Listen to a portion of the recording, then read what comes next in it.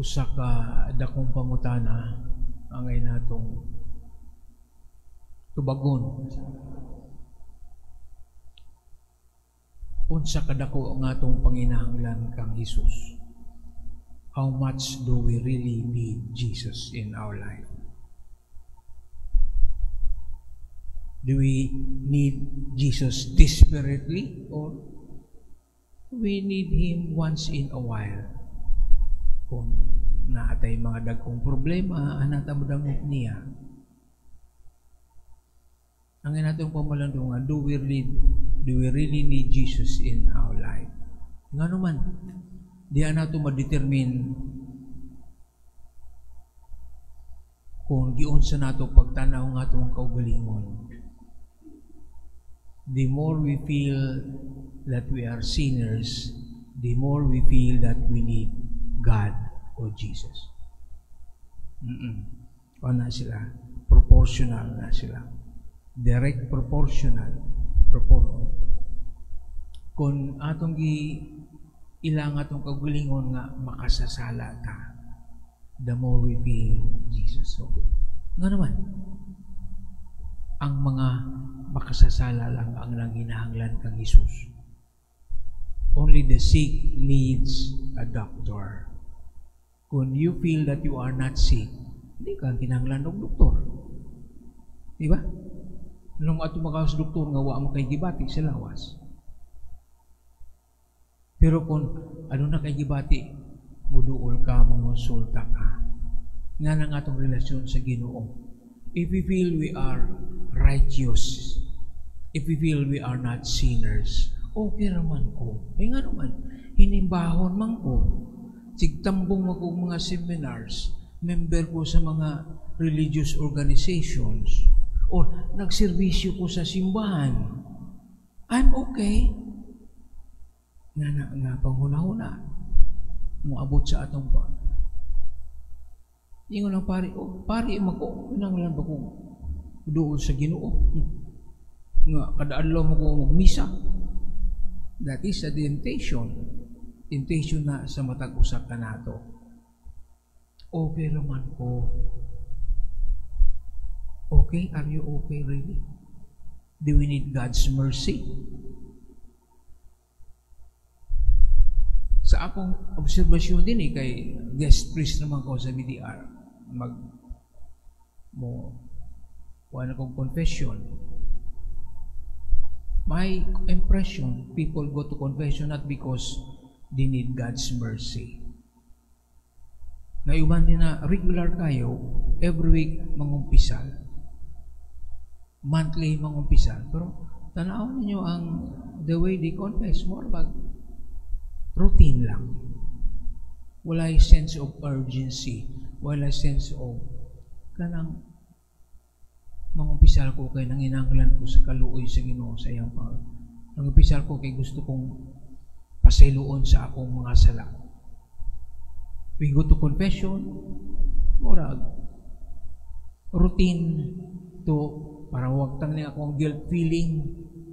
Guilty man ko kay nakasala ko. Mangumpisal ko, pero anong sense of remorse, repentance, wala ni makita. Na iban mangumpisal, pila nakakatuig ng umpisal, 12 years na, unya usar ka buksala. Usar ka buksala. Yung sa muna mo pagpangandam sa mo pangumpisal, 12 years na kang way kumpisal, usar ka bukin mong sala. Why do we go to confession? To get rid of our feeling. Guilty ta. O niya, nindot mo sa nung tagkumpisal, maratag malinaw na itong una-una. Oo. Superficial. Again, confession is a commitment, a decision. Lord, pasaylo ako sa akong mga sala, kaya ako makasasala. O maningkamot ko nga magbago sa akong kinabuhi. Every week tamang umpisal niya, may kabaguhan. Kung sa mga klase nga umpisal na, dilita kayo seryoso. Mura lang matag nang hilampos sa atong naong. Hilampos na kayo. Paglain man. Huwag man na, okay na. Tapos, Sunod adlaw mangilamos na sa ta. Wala gi kano man wa ta mutuo nga kita makasasala nga kita nanginahanglan sa pasaylo sa kaluoy sa Ginoo. We feel okay raman ko kay wa man ko dakong salang nga gihimo. Wa man ko mangurap, wa man ko mambabae, wa man ko manapaw. Ang atong ginuna ka ng mga dagkong mga sala, wa na ito naghimo, pero ano na tayo dagang mga sala? The sin of against love for our neighbor, sin against our thoughts, judgmental ta, sin against how we prioritize our time. Kay kung nanginahanglan ta sa Ginoo, ang atong mga activities should be directed towards that need for Jesus. The Pharisees, ang mga Pariseo, feeling nila wala sila manginahanglan sa Dios. Although nasa sa simbahan, nasa sa templo, kay mga matarong man sila sa ilang pagtanaw silang kaugalingon. Matarong, they don't need God. Although, tanaw ni mo, sila kanang tuman sila sa mga balaod, mura ba nga na? Actually, they don't need God. They are comfortable sa ilang kaugalingon. Self-sufficient sila. Mga nga, sa diyang niabot si Jesus, wala nila makita ang presensya sa Diyos kang Jesus. Wala sila makita sa Diyos. Usahay, mahulog taan ang ating tisyon. We feel comfortable, convenient ang atong kinabuhi, hayahay ang atong kinabuhi. Why mga challenges? Kaya nga ano, wala kita mo ilang nanginahanglan ta sa Ginoo kay kumingon ta. We need Jesus. Nya so may yang demanding ba si Jesus? Demanding ang atong Ginoo. Dilitan niya gi baby. He wants radical change in our life. Pero kung hayahay nga itong kinabuhi Kristuhano, wala challenges, something is lacking somewhere. Tanaw na ito. Nanginahanglan ba ta kang Jesus? Basin, pero man ko wala ang panghuna-huna mindset nga we are fine.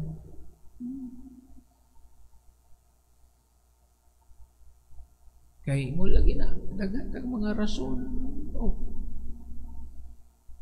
Religious man ko.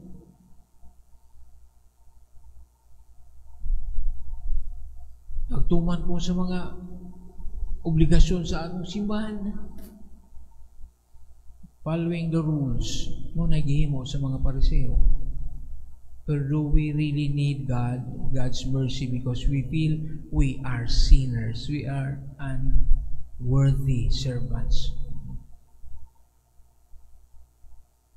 Ang mga masakiton ang nanginahanglan sa doktor.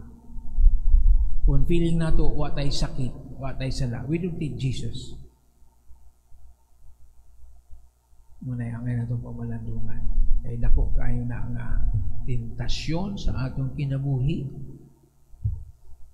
Komportable na ta sa atong kinabuhi. Wala na tayo kinahanglan bag-uhon. Mahulog ta ani sa mga Pariseo. Ang atong first reading continuation sa mga readings gikan sa ng propeta, basahan ni propeta Job. Si propeta Job na nagpahinumdum sa mga tao kaniadto nga wala manginahanglan sa Ginoo. Busy sila sa ilang mga negosyo. Namutanas lang kanusa man mahulam mahunong ning mga pesta iglilihi karon ta maka-negosyo na sadta. Bawal man na sila, mga Sabbath day, bawal ka maninda. Nanglan, gasin mo wala yung kanusa man mahumani kan mga So, lagan silang mga piyesta nga bawal ang negosyo, hunong ka. So, kadugay ba ni mo man? Ani, karon balik ta sa atong pagpanika sa negosyo. Balik ta sa atong pangdaog-daog sa mga kabos. Isa nga, bantay ka mo. Nabot ang panahon na ang inyong mga panahon sa hudyaka, ang inyong mga piyesta, mahimong ba panahon sa pagbangutan. This brings to mind kanang atong mga piyesta nga mahulog sa tragedy. Kay focus na ta sa mga lingaw-lingaw sa negosyo, na ay mga trahedya, na ay mga patay. One time, adunay nag-Christmas party sa barangay. Disco. Duhay patay. Kay nangahubog. Dahil nasuko. Iuli sa balay, nagkuwag pistola. Duha ka bukod patay. That could be an example nga sahay kung wala na sa atong kinabuhi ang Ginoo, kay puro talingaw-lingaw. Christmas party mo na uta, pero ang atong gihuna-una, disco, inom, mauna ang mga piyesta na himong panahon sa pagbangutan, tragedy sa imong utanatan ng mga tragedy, mga panahon sa mga selebrasyon. Why? Basing mo na pahinumdum sa Ginoo. Sobra na ta focus sa atong mga kalihukan, sa atong kinabuhi, nakalimtan naton ang Diyos. We do not need God in our lives because we are self-sufficient. Ang mga Israelitas panahon ni Job, sufisyente sila, hayahaya ang ilang kinabuhi. Maayo ang ekonomiya, malinaw ang panahon, nakalimot sila sa Ginoo. Managipahinamduman sila ng propeta, oy, ayaw kalimti ang Ginoo. Ayaw ka mo pagpalayo sa Diyos.